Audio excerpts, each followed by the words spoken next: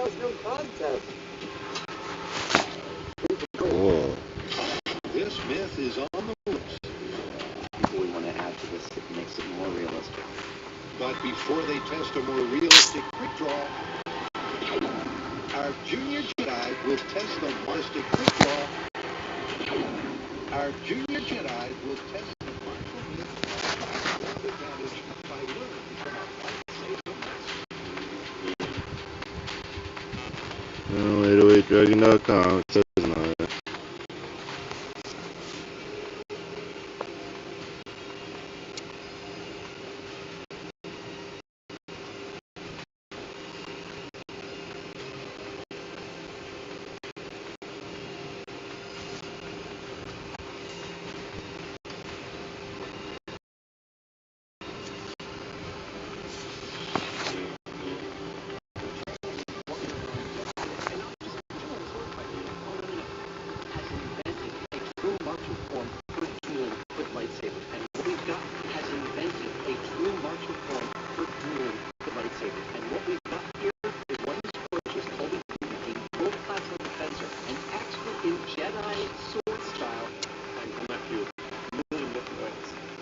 Show us some of the ropes of dueling.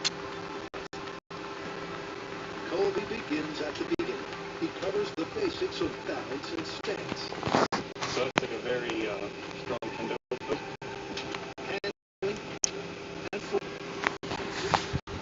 if Adam and Jamie are to general, they need to know a lot more about how to handle their weapons. Just like that. Well, we haven't been training very long with what is already Just like that. well, we haven't been training very long with what is already so clear is that up till now, Jamie and I have basically been like a couple of gorillas with baseball bats, just kind of whittling away at each other. How that hooting sound? Is that very Jedi? When I'm done with this whole, I almost got it in the head. You did give me that. Our sword fighting will do a little more justice to the beauty of the lightsaber as an natural weapon. In a testament to the teacher's ability, rather than the students, several hours later, our journeyman Jedi begin to make real progress. This is very cool getting the lightsaber 101 from Colby, and we're learning that it is sort of like a dance. And it's cooperation. And in fact, the sword fight is sort of the opposite of that. And in fact, the sword fight is sort of the opposite of that. You're looking for the opening. You're trying to close down those openings. So we're just starting to learn how to win the battle against the other. A lot to learn in a very short period of time. The basics down, it's time to translate those techniques to an uneven playing field. There we go.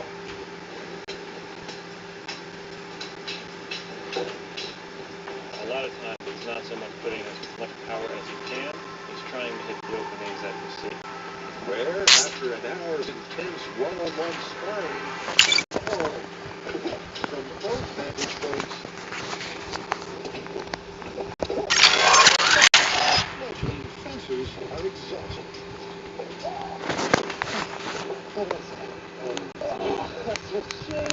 But prepare for the ultimate fiery finale on the soon-to-be volcanic planet of Mustafar.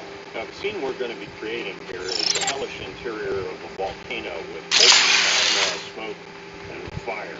This may look like a giant tie-dyed t-shirt, but actually this is our volcanic sky. That's looking pretty good. To match conditions of the iconic Silver Screen scene, the team is going to recreate not just the topography, but the volcanic atmosphere.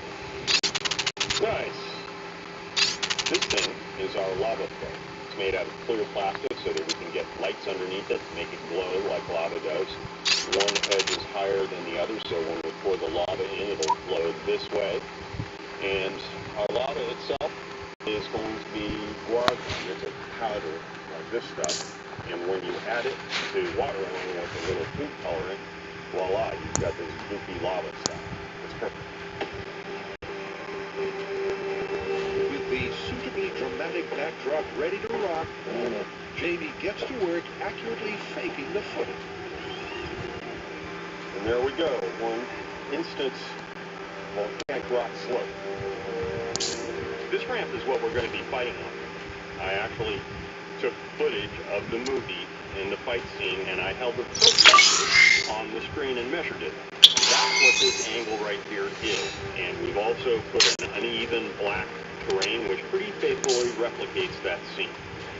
And while the finishing touches are applied to their fake inferno, there's an unresolved reaction time test to tackle. Thus far, Jamie and I have been completely unsuccessful in dodging the bullets from our blaster.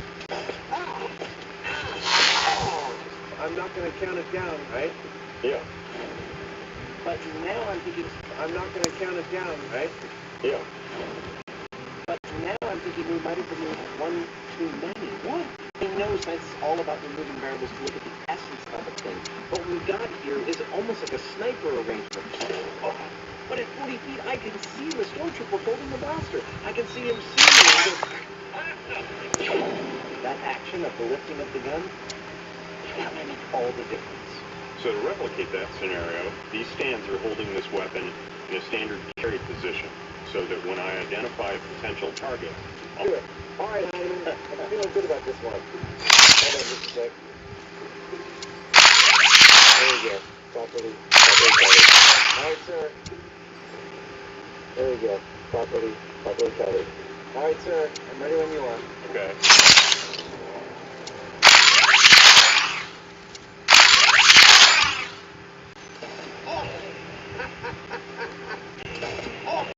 Ow! What was it? The gun rate takes an additional 400 milliseconds.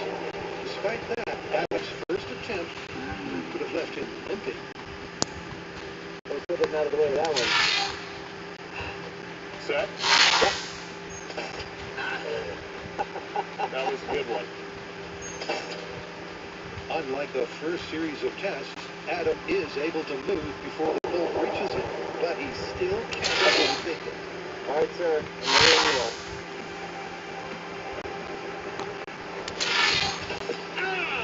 Uh-oh.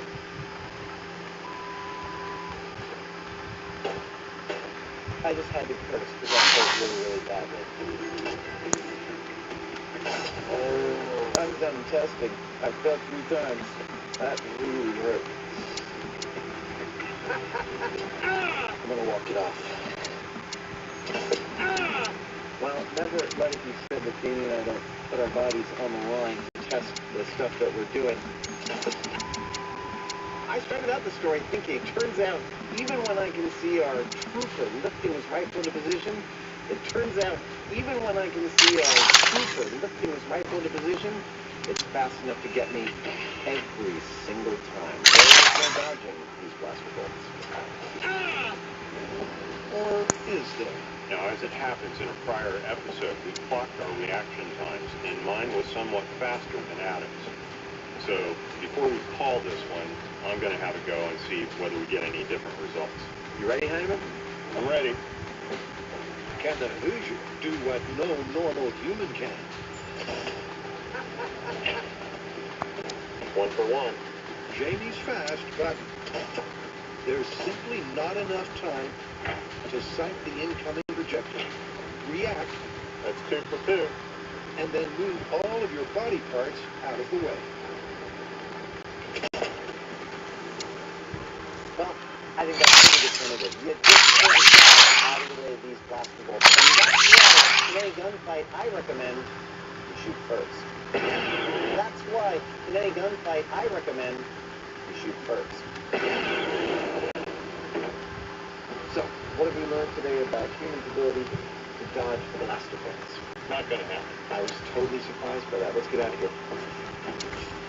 Do it.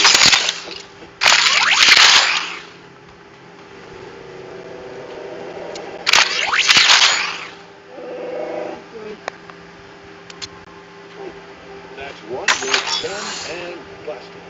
And coming up, Adam and Jamie suit up for the ultimate lightsaber showdown. Charcoal cooking made simple with the Gravity Series digital charcoal grills. Load it, light it, and let revolutionary gravity-fed technology handle the rest. Gravity Series by Masterbuilt. If your company's anything like ours, you have a lot of data. Despite all this data, we don't know the sentiment behind our customers' clicks. Full Story powers our data ecosystem with a full spectrum of behavioral data that empowers us